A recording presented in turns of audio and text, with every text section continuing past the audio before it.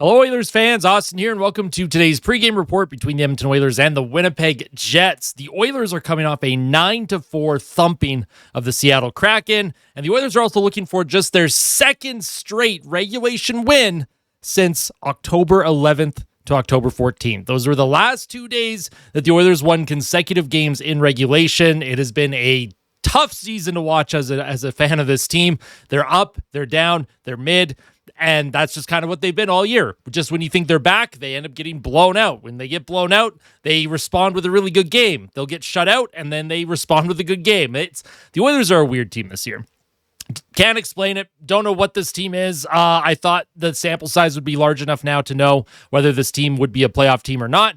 But because the Pacific Division is so weak, the Oilers are only a few points out of first in the Pacific. Yes, there's a couple games in hand being thrown out there, but the fact that Edmonton is literally within striking distance and they've played as poorly as they have, there is reason for optimism here in Oil Country. And the offense, it was great against Seattle. But again, it's Seattle. No offense, Kraken fans. It's not like Edmonton is beating up on a team like Colorado 9-4, as in the Avalanche beating Edmonton horrifically earlier this season by a score of 9-1. So the Oilers still have a lot of work to do here. And the Winnipeg Jets, this is not going to be an easy matchup by any means. Even though Winnipeg is without their starting goaltender Connor Hellebuck for the foreseeable future, the Oilers have to be on their toes. Winnipeg played last night, so they're on the second half of a back-to-back.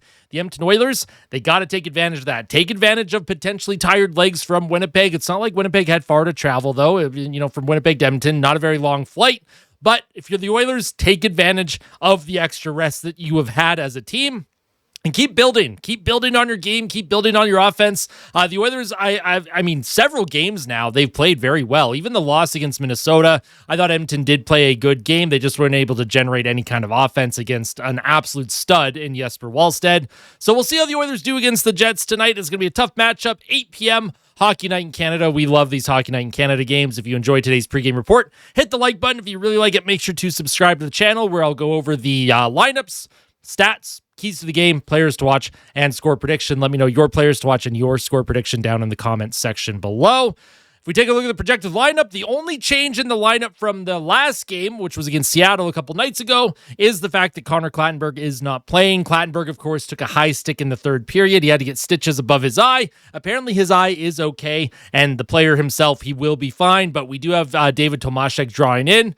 On the top line, you have Nugent Hopkins with McDavid and Zach Hyman. Connor McDavid coming off of a hat trick and a 4-point night against Seattle. McDavid was pretty hard on himself after the Minnesota game, said that he had to start shooting the puck more, and he responded. Connor McDavid had 7 shots on goal against the Seattle Kraken. He had 10 shot attempts as an individual, and he had 3 goals. So if Connor McDavid is doing that consistently, if he's able to find himself in open areas of the ice where he can put a puck on net, I hope he keeps firing it, because when Connor McDavid shoots the puck, good things happen. He did not score 64 goals by accident a few seasons ago. Connor McDavid is someone that can put the puck in net at will, and that's why Oilers fans are always ripping their hair out when he chooses not to shoot, because honestly, he should be shooting. I know he's a pass-first player. He's always looking for his teammates, but Connor McDavid, just shoot the puck. And I want to see that again tonight against Winnipeg. On the second line, you have Podkolzin with Draisaitl and Matt Savoy. Savoy had himself a couple breakaways against Seattle. He had 2 goals, and they were trying to get him the hat trick late in the third period against the Kraken, with the crowd chanting, "We want 10," as in we want 10 goals.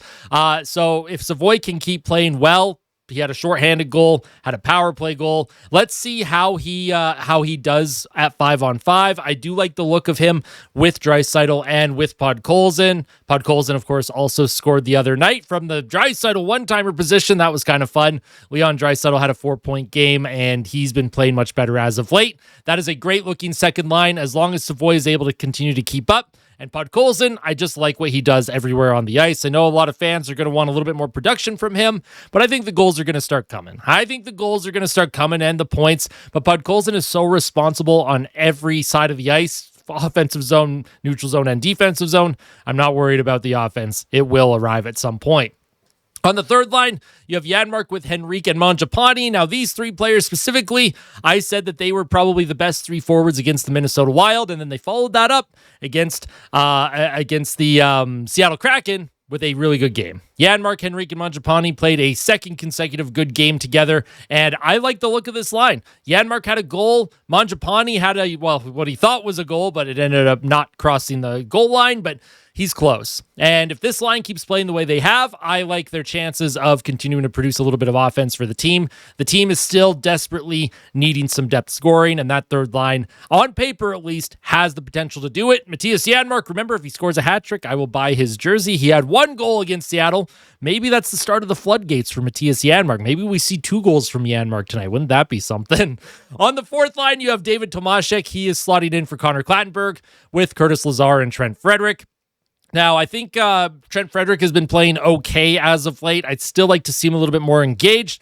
Curtis Lazar, I've actually liked Lazar a lot. He's been great on the penalty kill and just his overall two-way play. He's done a lot better than I thought he would. David Tomaszek draws back in after not playing for the last few games. Let's see if he's able to, generate a little bit of offense here for this team. I like Tomaszek's overall game. I like his grinding, power forward style play that he does. I like his play in the corners. I like how he gets to the front of the net. Let's see if that fourth line can contribute something meaningful tonight for Edmonton.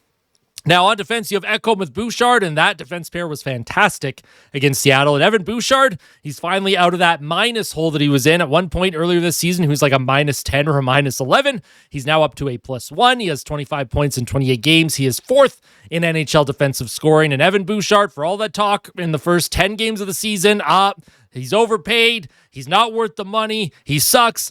Yeah, he's flipping that script around, isn't he? Evan Bouchard, we knew he was going to turn his offensive game around, but it's the defensive game that I'm also very impressed with Bouchard. He has saved a couple of goals as well, just being in the right place, being in the blue paint, preventing those second opportunities. Him and Ekholm, they're starting to lock in here. It was a slow start, but they are starting to lock in, and the team is finding success because of that. On the second pair, you have Nurse with Regula. I thought Nurse had an okay game against Seattle. I'd like to see just a little bit more tenacity from Darnell Nurse, but overall, I didn't mind his play. Alec Regula, again, he's a little bit shaky right now, but again, not going to critique a win, not going to critique a performance after a win. But for Alec Regula, I think we just need a little bit more from him. I'd like to see him get in on offense just a little bit. I know he's focused on playing defense, but for Alec Regula, he's a big body. He has a good shot. If he chooses to use it, I want to see him use that big clapper tonight. See if he can put something through the Winnipeg Jets defense and goaltender. And then on the third pair, you have Kulak with Emberson, and they've just been a steady pair over the past few games. Ty Emberson specifically has been very, very good. His advanced metrics against Seattle were not fantastic, but overall, I have liked Emberson's game. Brett Kulak, horrific start to the season. The first 20 games of the season for Brett Kulak was awful, but the last 6 or 7 games, oh no, I said 6, 7. How about 8, 9? How about we just 8, 9, right? 6, 7, 8, 9. I don't know. I've been seeing a meme online where people or parents, they're responding to the 6, 7 meme with 8, 9, and then they do like a sideways arm thing. I don't know what that's all about, but if you're still into the 6, 7 meme, may God have mercy on your soul. In goal for Edmonton tonight, it's Stuart Skinner. He gets the start. Calvin Pickard will back him up. A lot of talk about whether the Oilers are making a deal or not for Tristan Jarry. That's being reported by at least a few accounts that I do not trust. Unless something is coming from the Edmonton Oilers official Twitter account or Elliot Friedman, I do not believe any rumors that are being spread online about any potential trade. And, of course, the players that are out of the lineup, Noah Philp, Jake Wallman, Jack Roslovic, Kasperi Kapanen, Connor Clattenburg, all out.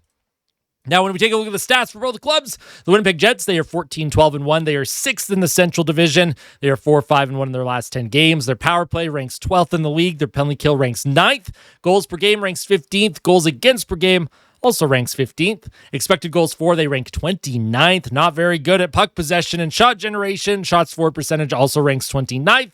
And their team save percentage at 5-on-5. A lot of this was being carried by Connor Hellebuck, but it is starting to drop lately. It still ranks 8th best in the league. The Oilers are going to have to do a good job generating high danger chances tonight and jump on the Jets early. For the Edmonton Oilers, they are 12-11-5 this season, 4th in the Pacific. They are also 4-5-1 in their last 10 games. Their power play, it's been red hot since Nugent Hopkins came back. It ranks 2nd overall in the league. Penalty kill ranks 17th. Goals per game ranks 9th. When having a game where you score 9 goals, that's going to increase the goals per game quite a bit. Goals against per game, they still rank 29th. 3.5 goals against per game, not good enough at all.